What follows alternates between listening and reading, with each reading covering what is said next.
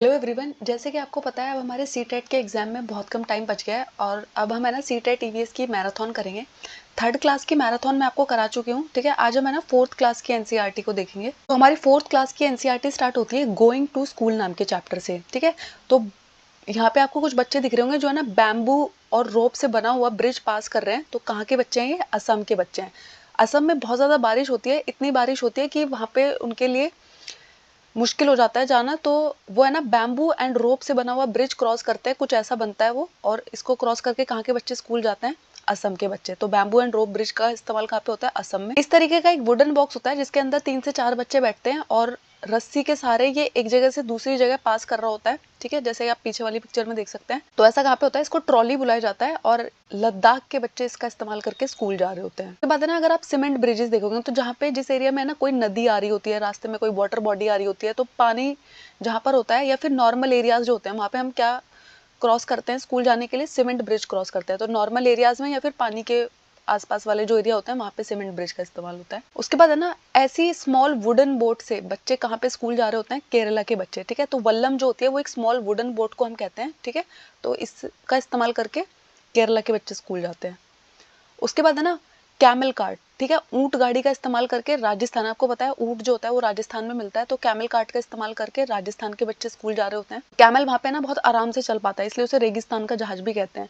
उसके बाद है ना, अगर आप बैलगाड़ी का इस्तेमाल कर रहे हो तो जो प्लेन एरिया के गाँव होते हैं ना, ठीक है, जहाँ पे ना प्लेन एरिया में जो सारे गाँव होते हैं वहाँ पे क्या होता है? बैलगाड़ी का इस्तेमाल होता है। स्कूल जाने के लिए बच्चे क्या इस्तेमाल करते हैं? बैलगाड़ी का इस्तेमाल करते हैं। उसके बाद है ना गुजरात में है ना जुगाड़, ठीक है। तो ये जुगाड़ जो होता है फट फट फट की साउंड करता है और ये है ना, इसका फ्रंट अगर आप देखोगे तो आपको एक मोटरसाइकिल के जैसे लगेगा और पीछे जो होता है लकड़ी के फट्टे से बना होता है, ठीक है। तो इसको क्या बोलते हैं? जुगाड़ बोलते हैं। गुजरात के बच्चे इसका इस्तेमाल करके स्कूल जाते हैं। उसके बाद है ना पथरीला रास्ता इस्तेमाल करके, ठीक है। तो पथरीला रास्ता क्रॉस करके स्कूल जाते हैं उत्तराखंड के बच्चे, यानी कि पहाड़ी एरिया के जो बच्चे होते हैं मोस्टली उन्हें पथरीला रास्ता क्रॉस करना पड़ता है। उसके बाद है ना हम बर्ड्स के बारे में पढ़ेंगे। तो जो पक्षी होता है उसके कान के दोनों साइड पे ना छोटे छोटे होल्स होते हैं, ठीक है, छेद होते हैं। और ये होल्स जो होते हैं ये उसके पंखों से ढके रहते हैं, ठीक है। ये ना उसको सुनने में मदद करते हैं। तो जो हमारी छिपकली होती है उसके पास भी ऐसा ही होता है, ठीक है। छिपकली के भी दोनों कान की जगह पे क्या होता है? 2 छोटे छोटे छेद होते हैं जो उसका सुनने का काम करते हैं। और क्रोकोडाइल जो होता है, मगरमच्छ जो होता है, उसके पास भी ऐसे ही कान होते हैं, ठीक है। पर हम इनको इजीली देख नहीं सकते क्योंकि फेदर से कवर्ड है ना बर्ड्स में, तो ठीक है। तो हमें दिखाई नहीं देंगे क्योंकि वो छेद के जैसे अलग से, जैसे हमारा कान बाहर दिखाई देता है ऐसे उनका कान बाहर दिखाई नहीं देगा आपको। आपने ना बहुत सारे एनिमल्स को देखा होगा। तो जब आप एनिमल्स को देखते हो तो आपको ना उनके डिफरेंट डिफरेंट ऐसा पैटर्न दिखाई दे रहा होता है। तो ये पैटर्न हमें क्यों दिखाई देता है? वो हमसे ना 1 मार्क में पूछते हैं कि एनिमल्स के ऊपर जो डिफरेंट पैटर्न हमें दिखाई दे रहा होता है ये क्यों होता है? तो उनके स्किन के ऊपर जो बाल होते हैं ना उसकी वजह से ये पैटर्न प्रेजेंट होता है। जेब्रा के ऊपर जो ये पैटर्न आप देख रहे हो, लेपर्ड के ऊपर जो आप पैटर्न देख रहे हो, ये किसकी वजह से है? उनके जो बाल है, हेयर की वजह से होता है ये पैटर्न, ठीक है। अगर आप उनके बाल हटा दोगे ना तो आपको कोई पैटर्न नजर नहीं आएगा। ऐसे एनिमल जिनके कान होते हैं, ठीक है, जिनके कान आपको दिखाई देते हैं और उनकी बॉडी पे बाल भी होते हैं, ठीक है। ऐसे एनिमल जो होते हैं अपने यंग वंस को बर्थ करते हैं, यानी कि वो अपने जैसों को पैदा करते हैं, जैसे कि ह्यूमंस जो है, ठीक है। उसके बाद जो एनिमल जिनके कान नहीं दिखाई देते हैं हमें बाहर और उनकी बॉडी पे बाल भी नहीं होते हैं, वो है ना अंडे देते हैं, ठीक है। तो यानी कि वो अपने यंग वंस को बर्थ नहीं देते हैं, वो पहले उनके अंडे होंगे और उन अंडों में से उनके जैसे इंसान निकलेंगे। उसके बाद है ना एलिफेंट के बारे में एक चैप्टर है। तो वो है ना डिफरेंट डिफरेंट स्टेटमेंट्स लिख के देते हैं। जैसे मैंने यहाँ पे बहुत सारी स्टेटमेंट्स लिखी हुई है, सारी स्टेटमेंट्स आपको मालूम होनी चाहिए। तो क्या होता है, जो एक अडल्ट एलिफेंट होता है, एक बड़ा हाथी होता है, वो है ना 100 किलो से भी ज्यादा पत्तियां एक दिन में खा जाता है। एलिफेंट जो होता है वो 2 से 4 घंटे ही सोता है एक दिन में। एलिफेंट को है ना मिट्टी और पानी के साथ खेलना बहुत पसंद होता है। क्यों? क्योंकि मिट्टी उसकी जो स्किन है उसको ठंडा रखती है, ठीक है। एलिफेंट के कान है ना बहुत बड़े बड़े होते हैं, तो वो है ना पंखों जैसे काम करते हैं, इसलिए वो अपने कानों को है ना हिलाते रहते हैं, ठीक है। एंड एलिफेंट का जो झुंड होता है उसमें आपको ज्यादातर है ना फीमेल्स देखने को मिलेगी और बेबी एलिफेंट्स होते हैं। और जो सबसे बड़ी सबसे बूढ़ी फीमेल होती है ना, सबसे बूढ़ी जो फीमेल होगी वो उनकी लीडर होती है, ठीक है। और उनके हर्ड में है ना 10 से 12 फीमेल एलिफेंट और यंग वंस होते हैं, ठीक है। जैसे ही मेल एलिफेंट है ना 14 से 15 साल का होता है, वो है ना झुंड को छोड़ के अकेले चला जाता है, ठीक है। तो वो आपसे है ना यहाँ से डिफरेंट डिफरेंट क्वेश्चन पूछेंगे। जैसे आपको पता होना चाहिए कि ओल्डेस्ट फीमेल जो होती है वो लीडर होती है, सिर्फ 2 से 4 घंटे ही सोते हैं। अडल्ट जो होता है वो 100 किलोग्राम तक की पत्तियां एक दिन में खा सकता है, ठीक है। ये सारे स्टेटमेंट्स आपको मालूम होना चाहिए। और यहाँ पे ना वो स्टेटमेंट ऐसे बदल देते हैं, यहाँ पे लिखा हुआ है ना कि 10 से 12 लोग ही होते हैं एक झुंड में, वो यहाँ पे लिख देंगे कि अनलिमिटेड नंबर हो सकता है क्या। तो ये सारे पॉइंट्स आपको बहुत अच्छे से पता होने चाहिए। उसके बाद नेक्स्ट चैप्टर है अमृता बिश्नोई के बारे में। तो एक गाँव है खेजाड़ली, जहाँ पर है ना अमृता बिश्नोई रहती थी। उन्होंने अपनी लाइफ है ना खेजाड़ी ट्री को बचाते हुए दे दी थी। तो आपको पता है यहाँ पे ना एक राजा रहा करता था जिसे है ना लकड़ी से अपना महल बनवाना था। तो उसने है ना खेजाड़ली ट्री को काटने के लिए लोगों को भेजा, लेकिन जो अमृता थी वो पौधों से बहुत प्यार करती थी। तो उसने है ना पौधे से वो चिपक गई। उसने बोला कि पहले आपको मुझे मारना पड़ेगा, लेकिन जो वर्कर आए हुए थे उन्होंने क्या किया, उन्होंने पेड़ के साथ ही अमृता को भी काट दिया। ठीक है, तो खेजाड़ली विलेज जो है ये जोधपुर राजस्थान में है, आपको ये पता होना चाहिए। उसके बाद है ना इस गांव का नाम इसको है ना इसीलिए मिला है क्योंकि खेजाड़ी ट्री यहाँ पे ग्रो करते हैं। ठीक है, और जो महल बनाने वाले थे राजा का, वो किसको इस्तेमाल करके बनाने वाले थे, लकड़ी का इस्तेमाल करके बनाने वाले थे। और जो खेजाड़ली विलेज के लोग हैं उनको है ना हम बिश्नोई बुलाते हैं। ठीक है, उसके बाद आता है खेजाड़ी ट्री। तो आपको ना इसकी प्रॉपर्टी पता होनी चाहिए क्योंकि वो खेजाड़ी ट्री के बारे में आपको डिफरेंट डिफरेंट स्टेटमेंट दे देंगे। तो खेजाड़ी ट्री जो होता है वो मोस्टली डेजर्ट एरिया में मिलता है, रेगिस्तानी जगह पे मिलता है जहाँ पे ज्यादा पानी नहीं होता। खेजाड़ी ट्री की जो छाल होती है उसका इस्तेमाल ना दवाई बनाने के लिए किया जाता है। ठीक है, तो जो इसकी छाल होती है उसका इस्तेमाल दवाई बनाने के लिए किया जाता है। लोग है ना इसके फ्रूट्स को खाते हैं जिसको हम क्या बोलते हैं, बीन्स। ठीक है, यानी कि सब्जी की तरह बीन की सब्जी बनती है उसकी। उसके बाद खेजाड़ी ट्री की जो वुड है वो उससे महल क्यों बनाने वाले थे, क्योंकि इसकी लकड़ी की जो एक बहुत अच्छी बात होती है ना, इसमें ना कीड़ा नहीं लगता है। इसकी लकड़ी जो है अगर आप इसके फर्नीचर बनाएंगे तो उसमें ना कोई कीड़ा नहीं लगेगा। ठीक है, और एनिमल्स इसके पत्तियों को खाते हैं और बच्चे इसकी छांव में खेलते हैं। ठीक है, तो ये खेजाड़ी ट्री के बारे में इंपॉर्टेंट बातें हो गई क्या, कि ये रेगिस्तान में उगता है। ठीक है, इसकी जो बार्क होती है वो मेडिसिन बनाने के लिए इस्तेमाल होती है और इसकी जो लकड़ी है उसमें कीड़ा नहीं लगता है। उसके बाद नेक्स्ट चैप्टर है अनीता एंड द हनी बीज। ठीक है, तो अनीता जो है वो बोच्चा विलेज में रहती है जो कहाँ पे पड़ता है, मुजफ्फरपुर डिस्ट्रिक्ट बिहार में। ठीक है, यहाँ पे ना बहुत सारे लीची के पेड़ है अनीता के एरिया में, इसलिए यहाँ पे ना बहुत सारी मधुमक्खी इन लीची के फ्लावर्स के पास आती रहती है। हनी बी जो है अपने अंडे कब देती है, अक्टूबर से दिसंबर। इसलिए ना अगर आप बी कीपिंग का काम करना चाहते हैं, आप है ना मधुमक्खी पालन करना चाहते हैं, तो सबसे बेस्ट टाइम कौन सा है, अक्टूबर से दिसंबर। बहुत बार सीटेट ने इसे अपने एग्जाम में पूछा हुआ है, तो आपको पता होना चाहिए कि अक्टूबर टू दिसंबर जो होता है वो बेस्ट टाइम होता है बी कीपिंग स्टार्ट करने का। लीची फ्लावर्स पे जो फ्लावर आते हैं वो कब आते हैं, फेब्रुवरी में आते हैं। ठीक है, और लीची फ्लावर्स के नेक्टर चूस के ये बहुत ही टेस्टी हनी बनाते हैं। ठीक है, हर एक छत्ते को अगर आप देखोगे ना वहां पे एक क्वीन बी होती है जो अब अंडे देती है, और बाकी की जो सारी की सारी बी होती है, सारी की सारी जो बाकी की बी होती है वो क्या होती है, वर्कर बी होती है, यानी कि उनका काम होता है सिर्फ काम करना। ठीक है, और कुछ सोल्जर बी भी होती है जो क्या करती है, देखभाल करती है। ठीक है, वर्कर आंट जो होती है वो हमेशा बिजी रहती है काम करने में, क्यों, खाना उन्हें इस्तेमाल करना होता है, लाना होता है। उसके बाद जो टर्माइट और वास्प होता है उनके यहाँ पर भी सेम सिस्टम फॉलो किया जाता है। उसके बाद है ओमाना डायरी। तो ओमाना ने ना एक ट्रेन लिया है, वो खिड़की से बाहर जब देख रही है तो उसने अपनी डायरी में कुछ कुछ चीजें लिखी है। तो उसने कहा जो हमारी ट्रेन है वो गांधी धाम से स्टार्ट हुई है, जो कहाँ पे है, कच्छ, गुजरात में। गुजरात में क्या क्या खाया जाता है, चटनी के साथ ढोकला खाया जाता है, लेमन राइस खाया जाता है और मिठाई खाई जाती है। ठीक है, गांधी धाम, अहमदाबाद और वलसाड़ ये जो जगह है ये गुजरात में है। कभी कभी ना वो आपसे पूछेंगे कि वलसाड़ कहाँ पे था, आपको पता नहीं चाहिए गुजरात। कोझिकोडे जो है वो केरला में है। उसके बाद है ना फ्रॉम द विंडोज, ये जो चैप्टर है यहाँ पे है ना वो बाहर देख रहे हैं तो मडगांव जो है वो गोवा में है, और यहाँ पे है ना जो मिट्टी है वो कैसी है, रेड सॉइल है, लाल मिट्टी मिलती है यहाँ पे। ठीक है, गोवा से केरला के रास्ते में है ना 2000 ब्रिजेस एंड 92 टनल्स आते हैं। तो इस बात को है ना हाईलाइट करके रखिएगा, याद रखिएगा कि गोवा से केरला के बीच में 2000 ब्रिजेस एंड 92 टनल्स आते हैं। बहुत बार उन्होंने ये क्वेश्चन पूछा हुआ है। ठीक है, ट्रेन किस किस चीज को क्रॉस करती है, गुजरात से केरला जाने के लिए कौन कौन से राज्य को क्रॉस करती है, महाराष्ट्र को क्रॉस करती है, गोवा को क्रॉस करती है, कर्नाटका को क्रॉस करती है। उडुपी, कोट्टयम और कोझिकोडे जो जगह है ये कहाँ पे है, केरला में है। और अभी अहमदाबाद, वलसाड़ कहाँ पे थे, गुजरात में। ठीक है, अगर आप बात करेंगे मलयालम लैंग्वेज की तो मदर की जो एल्डर सिस्टर होती है उसको वलियम्मा बुलाते हैं, जिसे हमारे यहाँ पे क्या कहते हैं, हम मौसी कहते हैं। ठीक है, मदर की जो मदर होती है जिसे हम नानी कहते हैं उसे वहाँ पे क्या बुलाया जाता है, उन्हें वहाँ पे क्या बुलाया जाता है, अम्मू अम्मा बुलाया जाता है मलयालम लैंग्वेज में। ठीक है, तो वो कभी कभी आपसे पूछ लेते हैं वलियम्मा किसको कहते हैं, तो मदर की एल्डर सिस्टर को हम क्या कहते हैं, वलियम्मा कहते हैं। उसके बाद है ना केरला में अगर आप जाओगे तो वहाँ पे ना फेरी बोट का इस्तेमाल किया जाता है एक जगह से दूसरी जगह जाने के लिए। तो आपको पता है केरला में ना बहुत सारा पानी है, तो वहाँ पे क्या होता है, बड़ी बड़ी बोट्स होती है जिनके अंदर है ना लोग अपनी गाड़ी तक रख सकते हैं, बाइक तक रख सकते हैं, फिर वो दूसरी जगह उतर जाते हैं और वहां से ना फेरी बोट से वो अपना सामान उतार लेते हैं। ठीक है, उनको हम कहते हैं फेरी बोट्स। कोझिकोडे जो है वो केरला में एक सिटी का नाम है जिसको कभी कभी है ना कैलिकट भी बुलाया जाता है। ठीक है। उसके बाद आती है लैंग्वेजेस। तो मलयालम लैंग्वेज जो है वो केरला में बोली जाती है। कोंकणी जो है वो कर्नाटका में, महाराष्ट्र में, गोवा में और केरला में बोली जाती है। कोंकणी एक भाषा का नाम है, ठीक है। उसके बाद है ना मराठी भाषा जो है वो महाराष्ट्र में, गोवा में, Daman and Diu and Dadra and Nagar Haveli में बोली जाती है, ठीक है।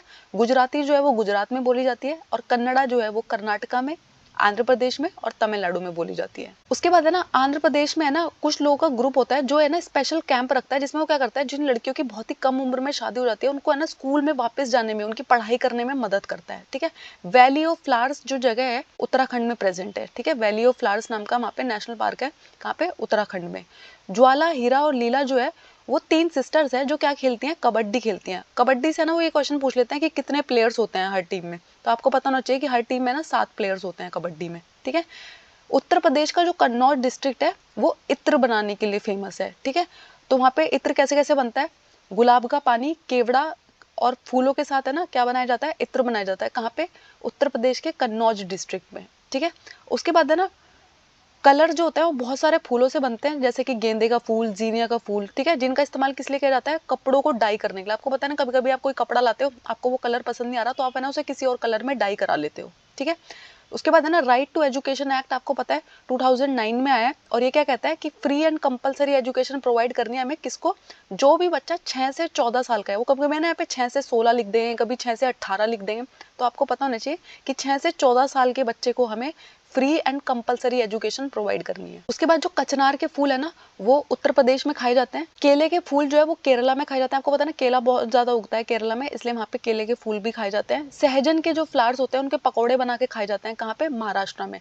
और जो बन्ना है, बहुत सारी जगह पे है ना बन्ना जिसको बुलाया जाता है, वो कौन होता है, दूल्हे को, ब्राइड ग्रूम को, ठीक है। तो दूल्हे को बन्ना भी बुलाते हैं ना बहुत सारी जगहों पे। उसके बाद है ना कर्नम मल्लेश्वरी। तो है ना आपको कई स्टेटमेंट दे देंगे कर्नम मल्लेश्वरी के बारे में और आपसे पूछेंगे इनमें से करेक्ट स्टेटमेंट कौन सा है। तो कर्नम मल्लेश्वरी जो है वो एक वेट लिफ्टर है, ठीक है, भार उठाती हैं।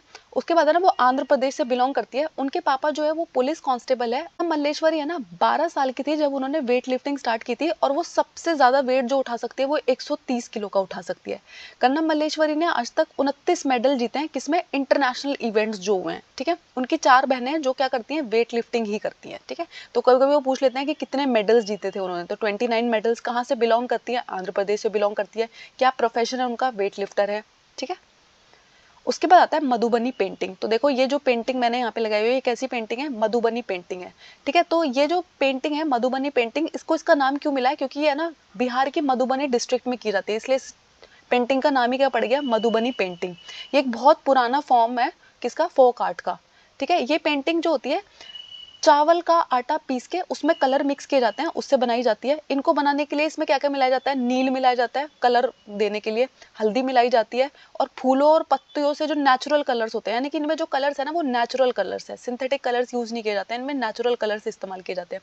मधुबनी पेंटिंग में क्या क्या हो सकता है, इंसान बने हो सकते हैं, एनिमल्स बने हो सकते हैं, ट्री बने हो सकते हैं, फ्लावर्स बने हो सकते हैं। आपको दिख रहा है ना यहाँ पे एक मछली बनी हुई है, 2 पक्षी बने हुए हैं, बर्ड्स, फिश, ठीक है। पेंट ब्रश का इस्तेमाल नहीं होता है, ना तो सिंथेटिक कलर्स यूज होते हैं, ना पेंट ब्रश यूज होता है इनको बनाने के लिए, ठीक है। कैसे कैसे टूल्स यूज किए जाते हैं, उंगलियों का इस्तेमाल किया जाता है, पौधों की जो पत्तियां होती है, ट्विग्स होती है, उनका इस्तेमाल किया जाता है, निब के जो पेन होते हैं उनका इस्तेमाल किया जाता है, निब पेन्स जिनको हम कहते हैं, और जो माचिस की तीली होती है उनका इस्तेमाल किया जाता है, ठीक है, इसमें कलर फिल करने के लिए। उसके बाद चेंजिंग टाइम्स करके एक चैप्टर है हमारे 4th क्लास में। यहाँ पे ना डेरा गाजी खान एक जगह पड़ती है जो कहाँ पे है, पाकिस्तान में है। सोना विलेज जो है वो हरियाणा में है, ठीक है। और दिल्ली से सोना अगर आप जा रहे हैं, ठीक है, हरियाणा में जो एक जगह है वहां अगर आप जा रहे हैं तो आपको ना रास्ते में एक जगह पड़ेगी जिसको हम क्या बुलाते हैं, गुरुग्राम, ठीक है। आपको पता नहीं हरियाणा में है। उसके बाद है ना बसवा फार्म, ठीक है। तो बसवा जो है एक फार्मर का नाम है, उनके बारे में क्या बताया गया है, तो ये ना बेलविंका विलेज कर्नाटका में रहते हैं, ठीक है। और उनके जो फादर है वो क्या करते हैं, खुंटी का इस्तेमाल करके क्या करते हैं, सॉइल को है ना लूज कर रहे हैं और उसमें उसको सॉफ्ट बना रहे हैं। क्यों, क्योंकि वो वहां पे अभी कुछ उगाएंगे। तो उन्होंने क्या किया, प्याज के बीज डाले, ठीक है, और बुलिक्स की मदद से, कुरियंज की मदद से उनके पीछे पीछे चले, ठीक है, यानी कि बैलगाड़ी से जो हल हल जोतते हैं हम, ठीक है, उसको कहते हैं ना। उसके बाद उन्होंने कहा कि हमें ना वीड्स को रिमूव करना चाहिए। वीड्स जो है ना वो एक्स्ट्रा प्लांट होते हैं। सोचिए आपने है ना गेंदे का पौधा लगाया था, उसके साथ साथ है ना कुछ एक्स्ट्रा पौधे निकल आते हैं, ठीक है, जो हमारे है ना न्यूट्रिएंट को, पानी को, सॉइल को, हर चीज को खा जाएंगे, ठीक है। तो वो न्यूट्रिएंट्स और वाटर को यूज कर लेते हैं, इसलिए हमें ना ऐसे जो एक्स्ट्रा पौधे निकल आते हैं उनको हटाना चाहिए, और उनको हम क्या बुलाते हैं, वीड्स बुलाते हैं, ठीक है। उसके बाद जो इलेज होती है वो एक शार्प टूल होता है जिसको ड्राइड लीव्स कटते हैं, यानी कि जब आप है ना अनियन को काट के घर लाओगे उस पर जो सूखे पत्ते होंगे उनको हटाने के लिए इलेज का इस्तेमाल किया जाता है। तो ये देखिए वो 3 टूल्स है जिनके इसमें नाम लिया गया है। एक है कुरियंज, जो बैलों के ऊपर रख के हल जोता जाता है, उसको हम कुरियंज बुलाते हैं आंध्र प्रदेश में। खुंटी, खुंटी का मतलब जिसको हमारे यहाँ पे ना फावड़ा भी कह रहे होते हैं, ठीक है, नॉर्दर्न इंडिया में इसे फावड़ा बुलाया जा रहा होता है। तो ये है ना मिट्टी को लूज करने में हेल्प करता है। इलियट जो होता है जिसे हमारी साइड पे दरात बुलाया जाता है, ठीक है। तो दरात क्या होता है, ड्राइड लीव्स को कट करने के लिए, या फिर हम साग की पत्तियां जब कट करते हैं तो उसका इस्तेमाल भी होता है। उसके बाद है ना गीजू भाई बड़ेगा के बारे में बताया गया। तो गीजू भाई बड़ेगा जो है वो गुजरात में रहते हैं। इन्होंने ना छोटे छोटे बच्चों के लिए बहुत सारी स्टोरीज लिखी हैं, ठीक है। तो जैसे मैंने यहाँ पे कवर लगाया है उनकी बुक का, तो इस बुक का नाम क्या है, माता पिता के प्रश्न। ये किताब भी किसने लिखी है, गीजू भाई बड़ेगा ने लिखी है, ठीक है। तो ये गुजरात में रहते हैं, एक मार्क में आपसे पूछ लिया जाता है। और ये इनका काम क्या है, तो ये ना बच्चों के लिए स्टोरीज लिखते हैं।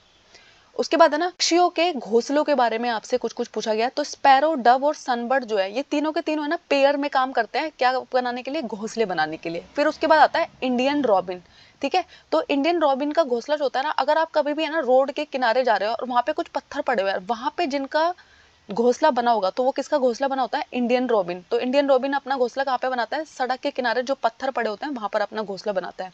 तो घास से बना होगा, सॉफ्ट सॉफ्ट ट्विग्स, रूट, वूल, हेयर, कॉटन वूल, इन सब सॉफ्ट सॉफ्ट चीजें डाल के उसने अपना घोंसला बनाया होता है। तो आपको पता होना चाहिए कि इंडियन रॉबिन अपना घोंसला सड़क के किनारे पड़े हुए पत्थरों के आसपास बनाता है। उसके बाद जो डव होती है वो या तो जो कैक्टस प्लांट के कांटे होते हैं या फिर मेहंदी की जो हेजेस होती है वहां पर बनाते हैं, ठीक है। उसके बाद है ना बार्बेट और कॉपर स्मिथ हम जिसको कहते हैं। तो देखो इसने है ना क्या किया है, एक पेड़ की जो ट्रंक है उसमें है ना चोंच मार मार मार के एक होल बना लिया, और वही इसको ही अपने घोंसले की तरह इस्तेमाल करती है। कौन, बार्बेट और कॉपर स्मिथ, ठीक है। उसके बाद नीचे देखो टेलर बर्ड ने क्या किया है, 2 पत्तियों को आपस में सील लिया है और उसका इस्तेमाल किया है, ठीक है, अपना घोंसला बनाने के लिए। तो इसको हम क्या कहते हैं, टेलर बर्ड। तो टेलर का काम क्या होता है, सिलाई करना। तो इसने ना 2 पत्तों को आपस में सील दिया, तो इसको हम क्या बोल रहे हैं, टेलर बर्ड बोल रहे हैं, ठीक है। और बार्बेट क्या करती है, टक टक टक टक की आवाज आती रहती है ना। अगर आपके बहुत बहुत कॉमन बर्ड है ये, ठीक है। तो बहुत बार जब आपको टक टक टक टक की आवाज आती रहती है तो क्या कर रही होती है, अपने किसी पेड़ में है ना वो अपनी चोंच मार मार के होल बना रही होती है। उसके बाद जो सनबर्ड होता है उसका जो घोंसला होता है वो है ना छोटा जो पेड़ होगा ना, बहुत ऊंचा पेड़ नहीं, बहुत छोटा सा जो पेड़ होगा ना, बुश जिसको हम बोलेंगे, वहां पर अपना घोंसला बनाता है। कौन, सनबर्ड, ठीक है। तो इसका जो घोंसला होता है वो भी ड्राई, वही हेयर, ग्रास, सॉफ्ट चीजों से मिलके बना होता है, ठीक है। स्पाइडर का कोवेब भी इसने इस्तेमाल कर लिया होता है कभी कभी। कोयल जो होती है वो इतनी चालाक होती है, वो कभी अपना घोंसला बनाती नहीं है। वो क्या करती है, जो कौवा होता है उसके अंडों को कभी कभी नीचे गिरा देती है, या फिर उसके घोंसले में अपने बच्चों को रख के आ जाती है, और वो उन्हें अपना बच्चा समझ के पाल रहा होता है। जब वो बाहर निकलते हैं तब उसे पता चलता है कि ये उसके नहीं, कोयल के बच्चे थे, ठीक है। उसके बाद आता है वीवर बर्ड, ठीक है, बुनाई करने वाला बर्ड।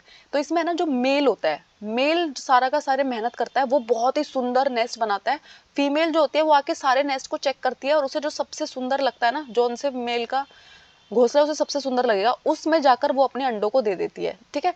जो बर्ड होते हैं वो अपने घोंसले को है ना सिर्फ अंडे देने के लिए इस्तेमाल करते हैं। उसके बाद जब उनके बच्चे अंडे से बाहर निकल आते हैं तो वो घोंसलों को छोड़ के चले जाते हैं, ठीक है। उसके बाद नेक्स्ट चैप्टर है too much water too little water. तो नालामंडा जो जगह है ये आंध्र प्रदेश में है, बाजार गांव जो जगह है महाराष्ट्र में। वो आपने 1-1 मार्क में ये सारी चीजें पूछ लेते हैं कि कब परेड कहाँ पे है, तो आपको पता चाहिए मुंबई में, होलोगंडी कहाँ पे, कर्नाटका में।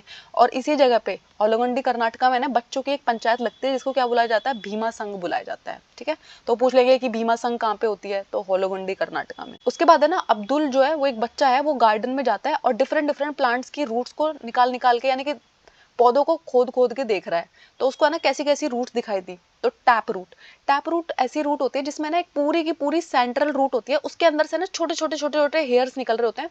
तो अगर आपने कभी गाजर को देखा है तो गाजर पे ना छोटे छोटे छोटे बाल आपको दिखाई दे रहे होते हैं ना। तो आपने कभी मूली को देखा है, ठीक है, आपने कभी चकुंदर को देखा है। तो ये सब किसके एग्जाम्पल है, टैप रूट के एग्जाम्पल है। उसके बाद आती है फाइबरस रूट। अगर आप है ना गेहूं को कभी उखाड़ोगे तो उसके अंदर है ना बहुत सारे फाइबर्स फाइबर्स फाइबर्स आपको नजर आएंगे, कोई एक मेन रूट नजर नहीं आएगी। सारे के सारे फाइबर्स जो होंगे वो इक्वल थिन ब्रांच होंगी, ठीक है। तो ऐसा किसमें हो रहा है, वीट में, ग्रास में, राइस में, ठीक है। तो फाइबरस रूट होती है, उनकी एडवेंटिशियस रूट क्या होती है। तो कभी कभी आप देखते हो मेन रूट की जगह कभी कभी जब ऊपर से आपकी कुछ रूट निकल रही होती है अगर आपने कभी है ना बरगद का पेड़ देखा है, तो उसके है ना एरियल रूट्स आ रही होती है, ऊपर से रूट आ रही होती है जो उसको सपोर्ट प्रोवाइड करती है, उनको हम क्या बुलाते हैं, प्रॉप रूट्स बुलाते हैं, एडवेंटिशियस रूट बुलाते हैं। अगर कभी आपने के घर में ना मनी प्लांट है, तो मनी प्लांट है ना चढ़ने के लिए जो छोटी छोटी रूट्स उसके ऊपर से निकल रही होती है, तो वो भी किसका एग्जाम्पल है, एडवेंटिशियस रूट का एग्जाम्पल है, सपोर्ट देने का काम जो करते हैं। ठीक है, उसके बाद आता है डेजर्ट ओक। तो डेजर्ट ओक जो है ये एक प्लांट है जो कहाँ पे मिलता है, ऑस्ट्रेलिया में मिलता है। कंफ्यूज मत हो जाइएगा, क्योंकि एक और प्लांट अभी हम पहले आगे पढ़ेंगे जो कहाँ पे मिलेगा, आबू धाबी में मिलेगा। और इससे पहले भी हमने एक प्लांट पढ़ा है खेजाड़ी ट्री, जो कहाँ पे मिलता है, डेजर्ट एरिया में मिलता है, लेकिन राजस्थान में मिलता है। तो आपको पता होना चाहिए कि कौन सा प्लांट कहाँ मिलता है। तो डेजर्ट ओक जो प्लांट है ये ऑस्ट्रेलिया में मिलता है। इसके ऊपर है ना बहुत कम पत्तियां होती है, और ये है ना हमारी क्लासरूम जितनी बड़ी हो सकती है इतना बड़ा हो सकता है। इसकी जो रूट है वो जमीन में इतने नीचे जा सकती है, इतने नीचे जा सकती है, जितनी इसकी हाइट होती है ना उससे 30 गुना नीचे तक ये जमीन में इसकी जड़ें जा सकती है। ठीक है, इसके ट्रंक में है ना पानी स्टोर होता है। तो कभी कभी जब है ना लोगों के पास पीने का पानी नहीं होता, तो वो क्या करते हैं, इसके ट्रंक में ना पतले पतले पाइप डालते हैं और पीने का पानी निकाल लेते हैं। ठीक है, कहाँ पे होता है ऐसा, ऑस्ट्रेलिया में, डेजर्ट ओक प्लांट के केस। उसके बाद आता है बिहू। तो बिहू जो है एक फेस्टिवल होता है जो कहाँ पे मनाया जाता है, असम में मनाया जाता है। जब माघ बिहू जो होता है वो 14 और 15 जनवरी को सेलिब्रेट किया जाता है। पहला दिन जो होता है बिहू का उसे उरुका बुलाते हैं। उसमें ना सारे के सारे लोग क्या करते हैं, एक टेम्परेरी शेड बनाते हैं जिसको वो बेला घर बोलते हैं, और कम्युनिटी फीस्ट होता है। कम्युनिटी फीस्ट का मतलब होता है यानी कि जो सारे के सारे लोग हैं कम्युनिटी के, वो एक साथ मिलकर खाना बनाएंगे और खाएंगे। ठीक है, बोरा जो होती है वो एक राइस की वैरायटी होती है जो शाम में खाई जाती है, और ये स्टिकी राइस है, यानी कि आपस में चिपक जाते हैं बहुत, चिपके चिपके। जैसे कभी होता है ना हमारी मम्मी किसी राइस को बहुत ज्यादा कुक कर देती है, तो हम कहते हैं कि क्या स्टिकी राइस बना दिए आज। ठीक है, लेकिन बोरा जो राइस की वैरायटी है ये स्टिकी राइस की ही वैरायटी है। कहाँ पे खाई जाती है, ये असम में खाई जाती है। भात शुक्तो एक डिश है जो उस दिन खाई जाती है। ये क्या होती है, चावल के साथ बनी हुई एक ग्रेवी होती है जिसमें क्या होती है, बहुत सारी सब्जियां डाली जाती है, वेजिटेबल्स डाली जाती है। पीठा एक स्वीट बनती है उस दिन। क्या है ये, मिठाई है, एक स्वीट डिश है, मिठाई है। क्या नाम है इसका, पीठा। ये सारी चीजें असम में खाई जाती हैं। तो है ना आपको एक डिफरेंट डिफरेंट स्टेटमेंट दे दें कि असम कहाँ पे सेलिब्रेट होता है, पहले दिन को उरू को कहते हैं, कम्युनिटी फीस्ट क्या होता है। ठीक है, माघ बिहू कब सेलिब्रेट किया जाता है, 14 और 15 की जगह सोचो उन्होंने यहाँ पे 16 और 17 जनवरी लिख दिया। तो आपको पता होना चाहिए कि करेक्ट स्टेटमेंट क्या है। उसके बाद आती है पोचमपल्ली साड़ी। तो मुक्तापुर विलेज जो है पोचमपल्ली टाउन में, तेलंगाना में, वहां पर मिलती है पोचमपल्ली साड़ी। ठीक है, यहाँ पे लोगों का ट्रेडिशनल वर्क क्या क्या हुआ करते थे, वो कारपेट की बुनाई करते थे, खिलौने बनाया करते थे। तो बहुत ही सुंदर साड़ी बनाते हैं पोचमपल्ली की, कहाँ के लोग, तेलंगाना के लोग, पोचमपल्ली टाउन में जो रहते हैं। तो आपसे पूछा जाएगा कि पोचमपल्ली साड़ी कहाँ पे मिलती है, तो तेलंगाना, कर्नाटका, केरला, ऐसे डिफरेंट डिफरेंट ऑप्शन आएंगे। तो आपको पता होना चाहिए कि पोचमपल्ली साड़ी कहाँ पे मिलती है, तेलंगाना में मिलती है। कभी कभी वो आपसे विलेज का नाम पूछ सकते हैं, तो मुक्तापुर विलेज। कुछ जगह ऐसी होती है जहाँ पे जो चीजें मिलती है ना वो उनके नाम से जान जाती है। तो अगर आप कुल्लू मनाली कभी गए तो वहाँ पे जो शॉल्स मिलती है उनको क्या बोला जाता है, कुल्लू शॉल्स बोला जाता है। अगर आप बिहार के मधुबनी डिस्ट्रिक्ट में जाओगे तो वहाँ पे आपको मधुबनी पेंटिंग्स मिलेगी। असम में आप जाओगे तो असम में एक सिल्क की बहुत ही अच्छी वैरायटी मिलती है जिसका नाम ही क्या पड़ गया है, असम सिल्क पड़ गया है। कश्मीर में आप जाते हो तो वहाँ पे ना बहुत ही अच्छी एम्ब्रॉयडरी की जाती है। ठीक है, तो उसका नाम क्या है, कश्मीरी एम्ब्रॉयडरी। ठीक है, और अगर आप गुरुद्वारे में ना साथ मिलके खाना खा रहे हैं, बना रहे हैं, तो उसको क्या कहते हैं, लंगर कहते हैं। तो अगर आप कभी भी गुरुद्वारे में गए तो आपको पता है ना वहाँ पे लंगर बट रहा होता है। उसके बाद अब हम आ गए आबू धाबी के बारे में। तो आबू धाबी जो है वो यूएई में है। यूएई का फुल फॉर्म क्या है, यूनाइटेड अरब इमराइट्स। ठीक है, आबू धाबी की जो करेंसी है, उनके यहाँ पे जो पैसा चलता है, जो हमारे यहाँ पे रुपया चलता है, उनके यहाँ पे क्या चलता है, दिरहम चलता है। मलयालम लैंग्वेज में चाचा को क्या कहा जाता है, फादर के यंगर ब्रदर को, जिसको हमारे यहाँ चाचा कहा जाता है, उसको उनको क्या बोला जाता है, चिटपन बोला जाता है। ठीक है, फादर की जो यंगर ब्रदर की वाइफ होती है, यानी कि जो हमारी चाची होती है, उसको मलयालम लैंग्वेज में क्या बोला जाता है, कुजम्मा बोला जाता है। और अभी मैंने आपको बताया था ना वली अम्मा और अमू मम्मा। तो वली अम्मा होती है मौसी और अमू मम्मा होती है नानी। वो भी कौन सी लैंग्वेज के वर्ड है, मलयालम लैंग्वेज के वर्ड है। बहुत इंपॉर्टेंट है, आपसे पूछे जाते हैं तो आपको पता होना चाहिए। ठीक है, अगर आप है ना, आपने ऐसे पहाड़ देखे हैं जो सिर्फ किसके बने हुए हैं, रेत के बने हुए, तो उनको हम है ना सैंड ड्यून्स बुलाते हैं। आप अगर आप रेगिस्तान वाले एरिया में जाओगे ना तो आपको सैंड ड्यून्स देखने को मिलेंगे, स्पेशली आबू धाबी में। उसके बाद आते हैं मसालों की बात हो रही है। ठीक है, तो एक इंसान कह रहा है मेरा नाम कुट्टन है, मैं केरला में रहता हूँ, और केरला को है ना गार्डन ऑफ स्पाइसेस भी कहा जाता है। क्यों, क्योंकि हमारे यहाँ सबके घरों के पीछे है ना गार्डन होता है, जिसमें लोग है ना क्या क्या उगा रहे होते हैं, तेज पत्ता उगा रहे होते हैं, छोटी और बड़ी इलायची उगा रहे होते हैं, काली मिर्च उगा रहे होते हैं। ठीक है, गरम मसाला जो होता है वो किससे मिलकर बना होता है, बहुत सारे स्पाइसेस का मिक्सचर होता है। जैसे कि उसमें आप इलायची डालोगे, आप उसमें क्लोव यानी कि लौंग डालोगे, क्यूमिन यानी कि जीरा डालोगे, सिनेमन यानी कि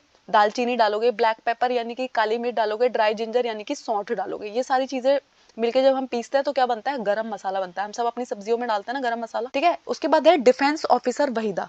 तो लेफ्टिनेंट कमांडर वहीदा प्रिज्म जो है वो डॉक्टर है इंडियन नेवी में। वो पहली वुमेन है जिन्होंने एक परेड को लीड किया है, ठीक है। वो थड़ा मंडी राजौरी डिस्ट्रिक्ट जम्मू कश्मीर से बिलोंग करती है। वो एक छोटे से गाँव से आती है, ठीक है। उन्हें ना जम्मू मेडिकल कॉलेज में एडमिशन मिला। परेड में है ना 4 प्लाटून उनके पीछे मार्च कर रही थी और 36 कमांड दी उन्होंने। उस पूरी एंटायर परेड में उस दिन कितनी कमांड दी, 36 कमांड्स उन्होंने दी है, ठीक है। तो आपको पूछ सकते हैं कि डिफेंस ऑफिसर वहीदा जो है वो कहाँ पे काम करती थी, तो आपको पता होना चाहिए कि वो इंडियन नेवी में काम करती थी। वो पहली महिला है जिन्होंने एक परेड को लीड किया था, ठीक है। और कितनी कमांड दी थी उन्होंने, 36 कमांड्स दी थी। उसके बाद है Chuskit goes to the school, ठीक है। तो चुस्कित जो है वो एक बच्ची है जो चल नहीं सकती है, तो उसके स्कूल जाने की इसमें स्टोरी है। आपको इस चैप्टर से क्या क्या पता होना चाहिए। तो तिब्बतन जो होता है उनको भोती भी बुलाया जाता है, और वो जिस भाषा को बोलते हैं उसे भी भोती कहा जाता है लद्दाख में, ठीक है। भोती लैंग्वेज में माँ को है ना आमा ले बुलाया जाता है, पापा को भोती लैंग्वेज में आबा ले बुलाया जाता है, और दादाजी को भोती लैंग्वेज में क्या बुलाया जाता है, मीमी ले बुलाया जाता है। हमारी 4th क्लास की एनसीईआरटी इसी के साथ कंप्लीट हो गई। 3rd क्लास की एनसीईआरटी मैंने आपको पहले ही करा दी है, ठीक है। आई होप आपको इसमें कोई डाउट नहीं है। अब हम नेक्स्ट क्लास में है ना 5th क्लास की एनसीईआरटी करेंगे।